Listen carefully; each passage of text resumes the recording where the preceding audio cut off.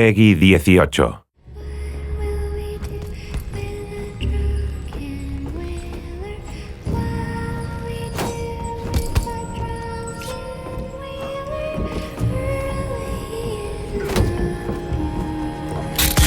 Talk a little bit about the powers. It's so important to the series because the powers not only put you into that badass assassin fantasy, but they allow the player to be flexible and play their own way. Initially, we saw Void Strike. She can charge that up and attack with it. You know, in our suite of combat where you're blocking and assassinating, and it matters whether people are aware of you or not, whether you assassinate them or you produce a fatality. It's a fast-paced sort of combinatorial system. And adding in something that lets you just like drive one enemy back and destroy them, a Void Strike, is something we wanted to do.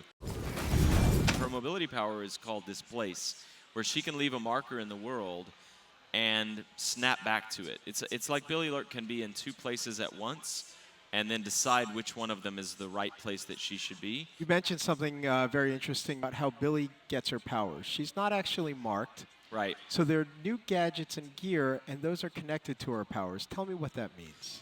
Billie derives her powers from artifacts that are tied to the Void. She has the sword, again, that was used to originally sacrifice the person who became the outsider.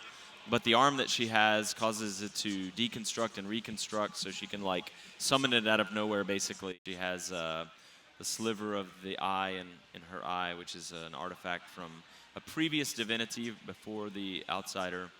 She has this talisman from the love of her life, Deirdre, that lets her listen to the whispers of rats.